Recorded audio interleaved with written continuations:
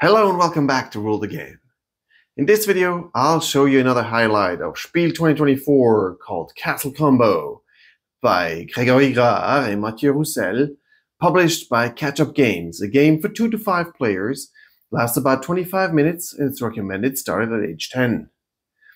As usual, I'll first show you how to score the game, then I'll show you how to play the game, I'll give you some hints for your first game, and then I'll show you how to set up the game.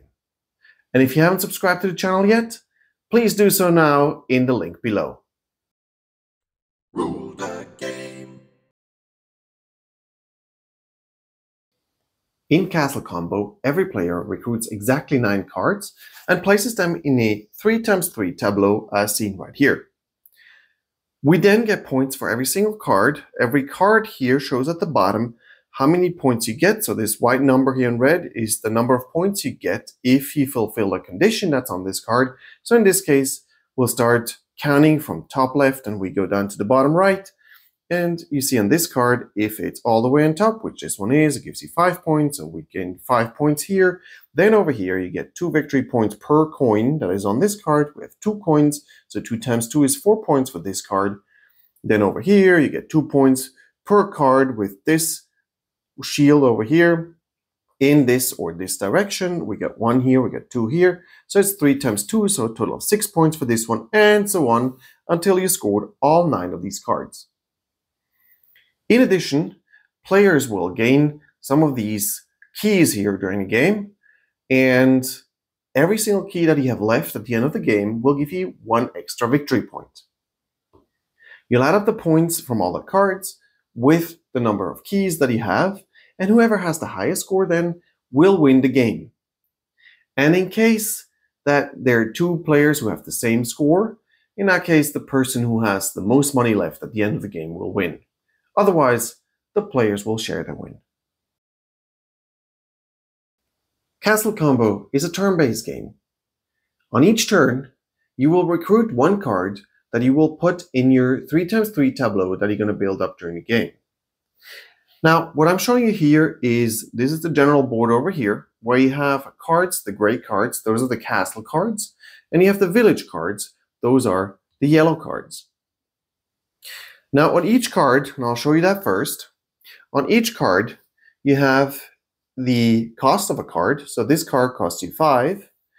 Then you have a bunch of shields. Usually it's just 1, as you can see in most of these cards, but some cards actually have 2 shields. Then you'll see down here the immediate bonus that you'll get once you recruit this card. And at the very bottom, you'll see how much you will score for this card at the end of the game. So there's always here a number of victory points if you fulfill a certain condition. Now on your turn, you get to pick a card here from the main board. You'll always get to pick a card from the row where the messenger is. So in this case, I would get to pick here a card from the row with the village cards. If I don't want to have a card from this row, I can always pay a key that goes back here into the bank. If I pay this key, then the messenger will move up here to the other row of cards, and now you can pick one of those cards. Alternatively, if I don't like any of the cards, but I want to pick one of these yellow cards, the village cards, I can also pay a key to replace all of these cards. They get discarded, they get placed here on this side, and then we put 3 new cards. Please note that you can only use 1 key per turn and not more. So if you want to spend a key, you're either going to have to move the messenger or replace the cards. Both is not possible. Now let's say I want to recruit this card. I'll take the card, I'll pay the money, that's 4 coins here. Place that right over here. And I can then place it here in my 3x3 tableau. As you can see, currently I don't actually have a clear definition on what is the first row, the highest, last row, and so on. But I already know that this is first, second, and third column, so I can't place another card here because that would make it 4 cards in a row, which is not possible. However, as you can see, I only have 2 rows so far, so I could either place the card down here, or I can place it up here, but it has to be adjacent to a card, it can never be in a diagonal. So let's say I'll place it right here. There are some cards that will give you discounts on the card that you just bought. This one here is an example of such a card where it says for each one of the gray cards, which is the cards that come here from the castle, you will pay 1 coin less. This card will only give you this discount once you've built it in your tableau. Since I don't have it here, since I don't have any of those in here, I have to pay the full price for this card.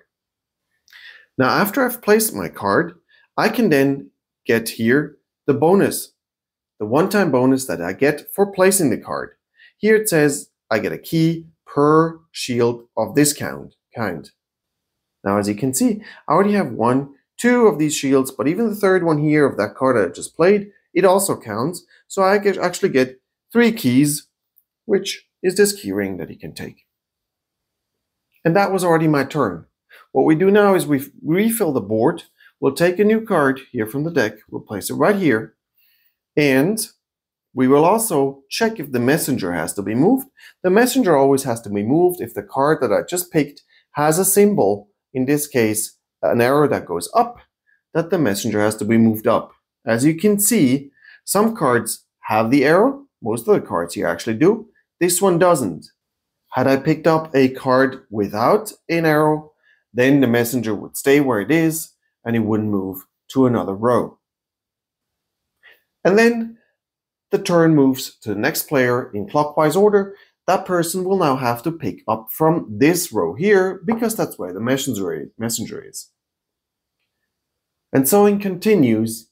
Every player gets their turn. They first have to decide if they optionally want to pay a key to either move the messenger or discard all of these cards. Then they'll have to buy a card, pick a card, and place it here, place it in their tableau. Then they get the bonus that they get right away. And then we refill the board, and it moves on to the next person. Should the player not have enough money to take a card, they can take a card, flip it around, place it in a tableau, face down. And as you can see here, you get 6 coins now, plus 2 keys that you can take here from the bank. You take them to your storage, but this card will not score you anything at the end. It will be 0 points. And so we keep going in turns until everybody has 9 cards on their personal tableau. That is the end of the game. And what we do last before we start scoring is that everybody can place money that they still have available on their cards if their cards have purses like this card here does. So what this here means is you get 2 victory points per coin that is on this card, and you get a maximum of 3 coins that you can place on this card. So here I get enough money. I can replace here the 5 by 5 single tokens, and then I can place 3 of these coins here on this card, which would make this card valued 6 at the end of the game. And so we place all the coins, and then we all start scoring. Now, as you notice, all of these cards have different ways of scoring. They also have different kinds of bonus actions that you get. I won't be explaining them all here in this video. That will make this video very long, but there is a nice player's guide that you can use that will tell you what the actual bonus and scoring abilities are of these cards. And here are some hints for the first game. This is a very short game, so you don't need too many hints, and you just play it once, try to figure out how it works, and then you just play it a second time and you already have some hints from your first game. There are a couple things that I'll tell you right away though. A good card will score you 9 or more points. So if you pick up cards and they're most likely not going to score you much more than 3 or 4 points, don't do it. Unless you really don't have another option. But 9 points and more is really, those are the good cards. And you can in some cases get a lot of points, especially if you have cards with coins on them. Those are the most valuable cards. In this case, you see actually I can only get 6 points at the very most here on this card. So it's okay card, but there are cards that have much more. There are cards where you can store 5 coins on them. There are cards where you can store even more money on them, or where the money counts double or in a different way. So these are definitely very valuable.